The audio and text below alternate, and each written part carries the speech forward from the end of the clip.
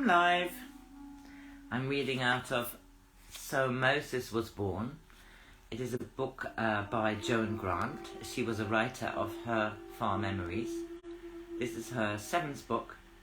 She was born in 1907 and she died in 1989. And this is the story of Nebunefer, who was originally going to be the royal heir when the father, Seti the Pharaoh, dies, but he yields the crook and fail to his younger brother, Ramoses II, and he retires to the living water, which is a remote estate.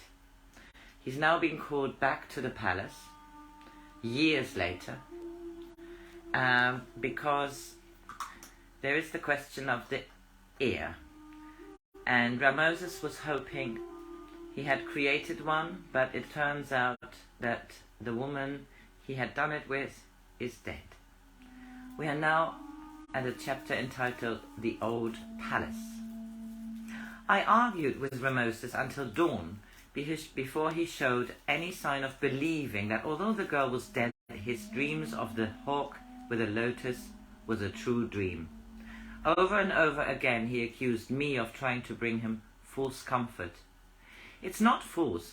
I swear it by Horus himself, I repeated with increasing vehemence. At last he said grudgingly, dreams are notoriously difficult to interpret, but how could I, Pharaoh, be mistaken? Because you are fallible as any other man, though too arrogant to stomach the fact. If Horus had shared your opinion of yourself, would he have bothered to send the same dream to me? He did not send it to you. Sensen showed the vision to you in a pool of clear water. You never dreamt. You never claimed anything more. And why did she show it to me? Because she knew you had misunderstood the meaning. Ramoses, you're behaving like a spoiled child who refuses to unwrap a present for fear of disappointment. Your prayers have been answered, yet you deny the gods because the answer does not entirely please you. A son of Horus will be born to you. Who are you to question the god's choice of his mother? Then why did I have to love a girl who was not accepted to the gods? Why, Neb? What have I done that the gods give me everything except the thing I want? To be loved for myself. Is it too much to ask? Can love be measured in hours? Do I love Sensen less because I've had to live without her for so many years? You dream of her. It is better than nothing. I began to lose patience. Self-pity is unbecoming, even to a pharaoh. His nostrils flared like a stallion flicked with a whip. So you also find the heart of Ramoses contemptible. I took him by the shoulders and swung him around to face me. Ramoses, listen to me. Your dream and mine were sent by Horus. It came to you on the last night of the moon. The true meaning is that during those 28 nights a child was conceived, whose name will be remembered even when your greatest monuments are dust. And it was no more than an odd coincidence that she was with me that night, or was I too preoccupied to notice the visitation of Horus when he approached me on the relevant occasion? You asked for the truth. You might find it unpalatable.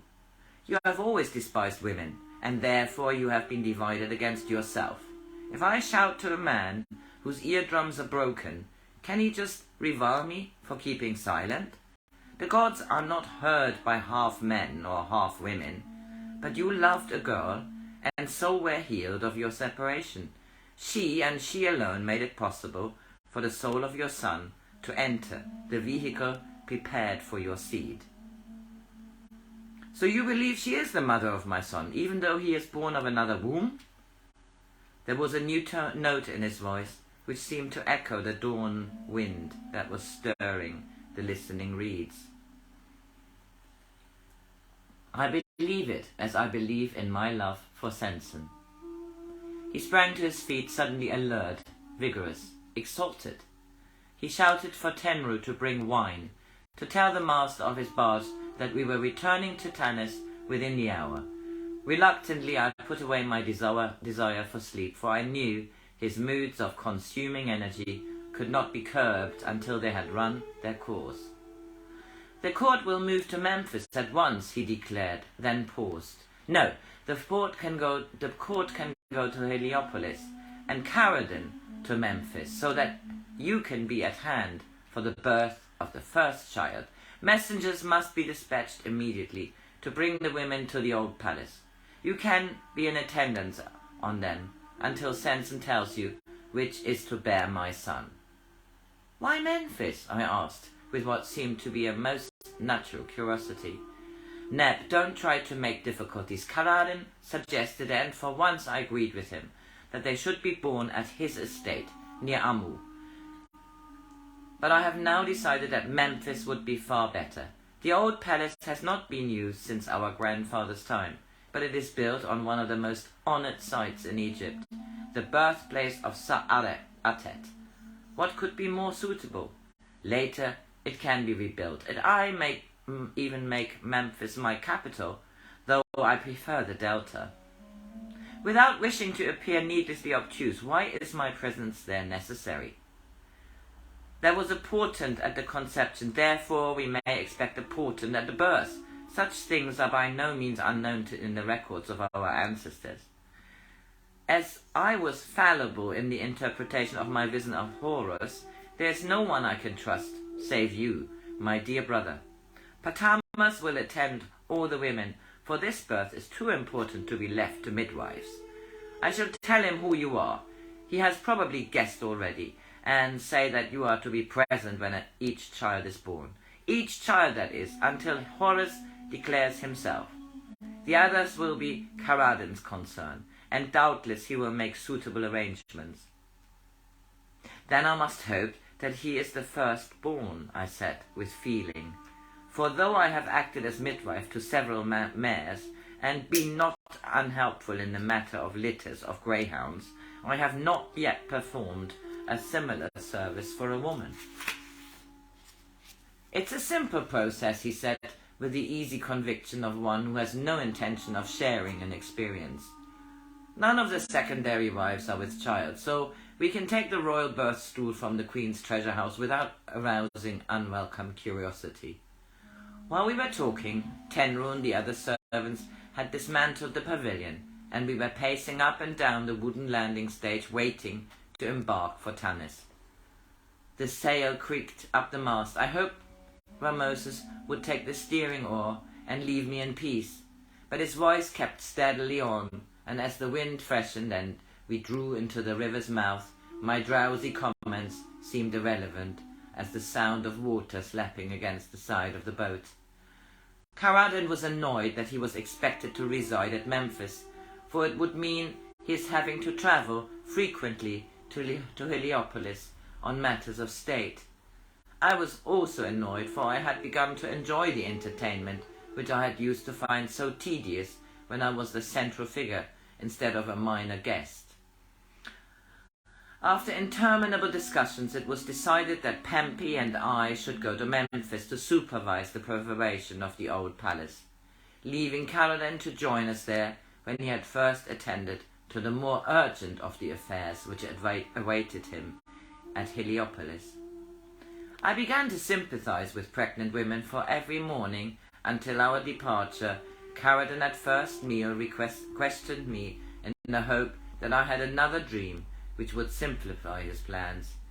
He sounded so much like an anxious husband trying to find out if his wife had developed a significant symptom that I felt inclined to announce a sudden craving for pomegranates or prawns or some other rare food, preferably out of season. I tried to hide my secret fear that I might fail to recognize the child, or worse, misinterpret a dream, and so unwittingly burden Egypt with someone even more unsuitable than Meremptah. I even fasted in the hope of breaking a long sequence of dreamless nights, but this exercise, made difficult by the excellence of Caradon's cooks, produced only a vague dream that the mother chosen by Horus had a scar shaped like a sickle moon over her right eyebrow. I kept this news to myself, for it was not clear enough to be relied upon. Pempi and I had a pleasant journey by one of Caradan's smaller sailing barges, but on reaching Memphis we found that the old palace presented unforeseen problems. In the time of the first Ramesses, it could have housed 600 people, but now only the staterooms, which had ceilings and pillars of limestones, were habitable, for the wooden roof beams of the smaller apartments and the servant quarters had been riddled by white ants, and had either fallen or else were palpably unsafe. We shall have to turn the audience hall into dormitories. Curtains can be hung between the pillars if they want privacy. I said to Pempi, who was standing on one leg, shaking pieces of rubble out of her sandal, "Neb, neither you nor Caradan have any conception of the quarrels that will go on here. The court is bad enough, but at least each newcomer knows that she will be only one among many. Didn't Caradan tell you that each of these girls thought she was the only one?" "No, he didn't," I said with mounting dismay. "Pempi, do you mean that I will be the only male, except Patamas, among 23 reveling women, each of whom thought she was going to be the only fish in the pool?" She laughed. "Fish is a simile which does great credit to your essential optimism. Wildcats would be more apposite or appropriate. Some of them may be friendly to each other. They can use the main gardens and take their meals together, but most of them are sure to sulk. So the poor creatures must be provided with lairs to hide in. When I have to eat here, I shall bring my own food. Even a field worker's bread and radishes would be preferable to a dish prepared for a rival." "I don't expect they will try to poison each other," said Pempi consolingly. "They are all under 20, and poison is more usual in women of middle age. But it's a thought all the same. I shall arrange for all the meals to be prepared in the main kitchen, and served to each girl by her personal servant. That should remove at least one of the dangers attendant on this project, for presumably each personal servant will zealously guard her charge, like grooms their horse before a chariot race." "Neb, how clever of you. We will use the stables. There are boxes for 50 horses. And I noticed this morning that they are still in good repair. We will have doors cut to join them into pairs.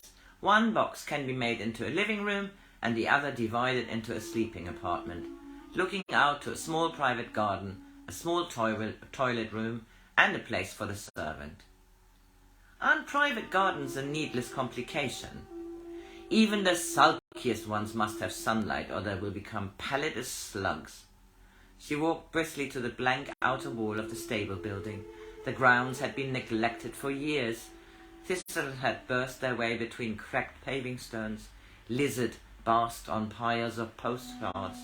A few straggling currant bushes still grew among the matted stalks of long-decayed melons and cucumbers. I told Caradan we should need 200 workmen.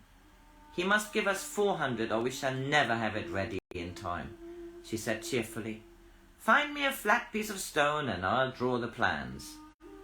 During the following months I found how easily Pempi would have fitted into the pattern of life at the Living Water.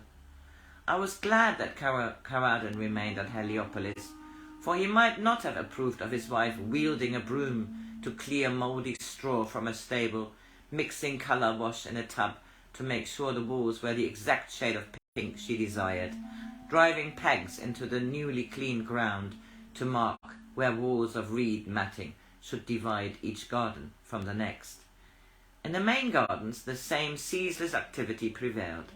Watercourses were cleaned, pools freshly tiled, hedges clipped, and flowering shrubs set in more cartloads of rich river mud.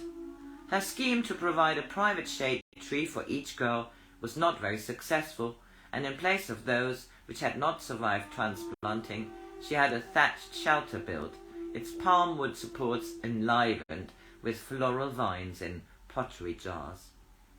The central courtyard, in spite of gaily coloured plants in the water troughs, was still strongly reminiscent of a stud farm, and I often wished that our preparations were being undertaken for occupants so uncomplicated as royal mares.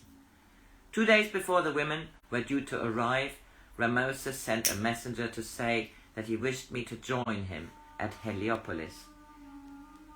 "You deserve a rest," said Pempi, "and there's nothing else to do here except until the first of the babies is due.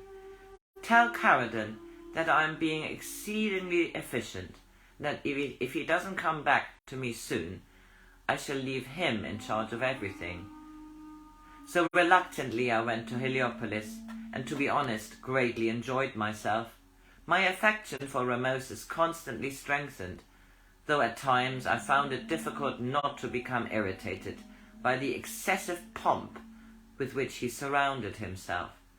He never managed to be natural except when we were alone together, and on all other occasions expected his most trivial or inaccurate remarks to be accepted as though they had the weight of a divine utterance. He seldom mentioned the matter which so deeply concerned us, and I might have thought he had lost interest, had I not seen an ivory tablet that he kept in a box by his bed, on which the days of gestation of each of the 22 girls were carefully tabulated. The first day on which, according to the calculations of Patmas, a live birth could take place was circled in scarlet. The 7 days of the completed cycle were underlined in gold, so that he would not think me dilatory in my duties. I returned to Memphis 5 days before the first red circle. Pempi welcomed my return with enthusiasm. "I've done my best with them, Neb, but in future I will find an easier occupation, such as trapping giraffes, or the larger apes for Pharaoh's zoo." "She has enjoyed every moment of it," said Caradon. "Women contrive to find amusement in the most unlikely occupations, such as soothing their boorish husbands." She ran her fingers through his greying hair. "But now they are Neb's responsibility, or will be tomorrow morning when I introduce him to his curious harem." Later in the evening I told her that I had half-formulated an idea that the girl chosen by Horus must have a sickle-shaped scar above her right eyebrow. "How very tiresome of Horus," she said. "The only one with a scar on her forehead is Duat, the daughter of the captain of the ships of the Narrow Sea. He lost his right arm in a skirmish with the Lucinian pirates, and until I met his daughter I thought he must have permanently lost his temper at the same time. But she has inherited his ill humour and has already proved more troublesome than all the rest put together." She sighed. "I have tried very hard to like her, but have managed only to be just. Justice is such a poor substitute for affection. Whatever Caradon may say, it's like giving a bowl of millet porridge, lukewarm and lumpy, when one wishes to offer a banquet."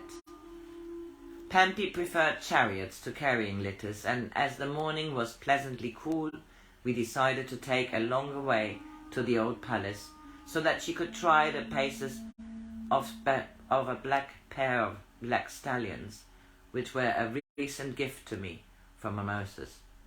When we came to a long stretch of paved road, I let her take the reins. She leaned back, her feet braced against the gilded footboards, her hair flying like a black pennant in the wind. On our right, a rutted track led to a village, enclosed by a high wall. She pointed towards it with her whip. "Apu has been there several times. It is very broad-minded of you to let him talk with Hebrews, but I've had to warn him to be discreet." I was annoyed that Apu had not taken me into his confidence, though I realized it was my own fault for being so unresponsive when he tried to discuss Hebrews when we were in Goshen. I shall forbid him to go there again. It's discourteous of him to have done so while we are your guests. Don't bother to do that, Nab, but warn him to say nothing that remind Caradon of Hebrews. The subject always irritates him, especially recently, though he won't tell me why. The road entered a wood, mostly acacia and sycamore, which surrounded a small lake where Sensen and I had sailed toy boats when we were children. It looked much smaller than I remembered it, and the water was shallow and muddy. Pempy took a corner so sharply, and the chariot tilted on one wheel, frightening the horses, which broke into full gallop. I seized the reins, and we approached the entrance pylon of the old palace at a more sober pace. Apu was waiting to take the horses, having gone ahead of us by the direct route, and he smiled at me with frank sympathy. Ruefully I recognized how much I needed it. I followed Pempy through the entrance hall, whose walls had been newly frescoed with a design in which hawks and lotus predominated, into the main garden. In the shade of ancient fig trees, couches had been placed at a discreet distance from each other. On them reclined what seemed to be an inordinate number of young women, though a further glance assured me that they were in fact only 17 pairs of eyes staring at us with piercing curiosity. "Duat is not here," said Pempy in a low voice. "I expect she is sulking again, so I will take you to see her after you've met the others." Some of them were languidly toying with a piece of embroidery, others pretended to sleep. One was teasing a small monkey which I hoped would soon bite her. To each of them I made polite conversation, it being increasingly difficult to conceal how alarming I found this plethora of fecundity. They showed a tendency to describe their symptoms, not unnaturally, as they had been told that I was a famous physician from the south who had come to assist Patmas. Jealousy was tangible as biting flies before a thunderstorm, and I had a lively sympathy with Caradon's refusal to come near the palace. And now I have to finish this because my battery is low.